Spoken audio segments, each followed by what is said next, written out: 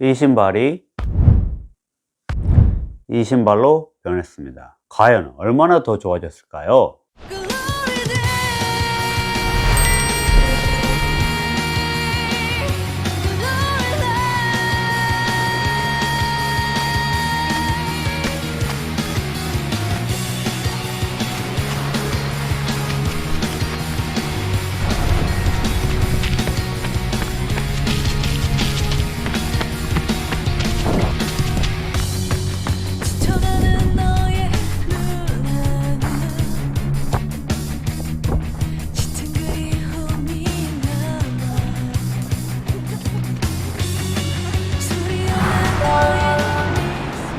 안녕하세요. 신발을 좋아하고 신발을 소개하고 신발을 리뷰하는 나른키입니다. 오늘 소개할 신발 바로 서코니입니다. 무려 100년이 넘은 신발 회사이지만 아는 사람만 압니다. 러너분들은 알고 있는 이 서코니, 여기서도 정말 좋은 신발들이 바로 엔돌핀 라인입니다. 엔돌핀 시프트, 엔돌핀 스피드, 그리고 프로 이렇게 있었고 이제는 엘리트까지 나왔습니다.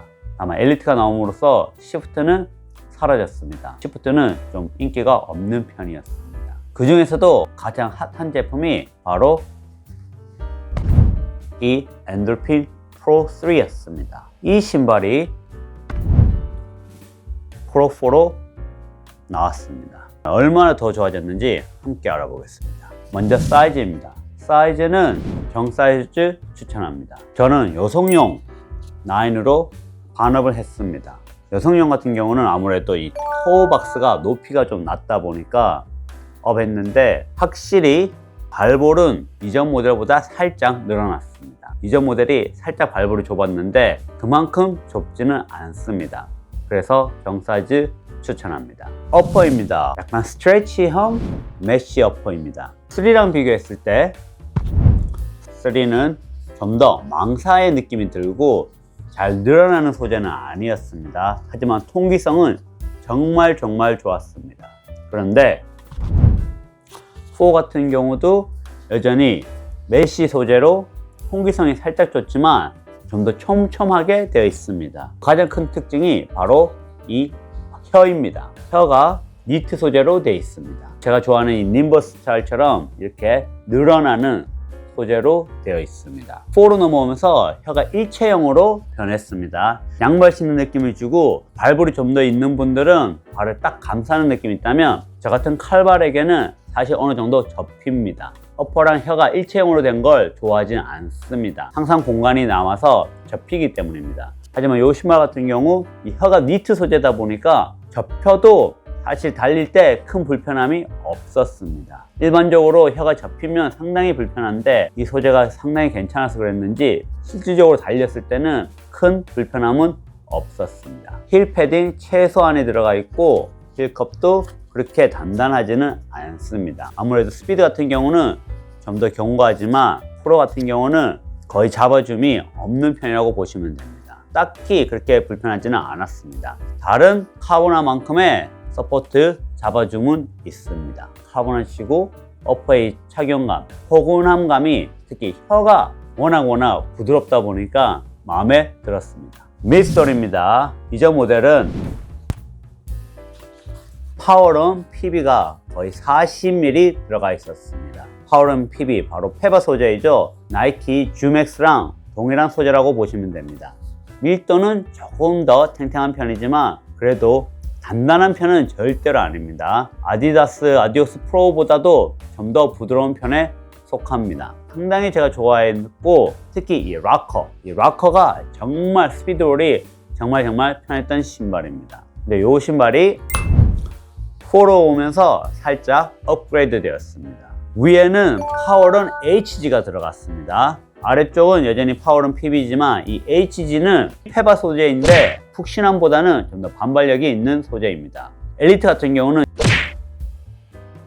여기는 위에만 들어갔는데 요 미드솔의 조합이 생각보다 괜찮았습니다.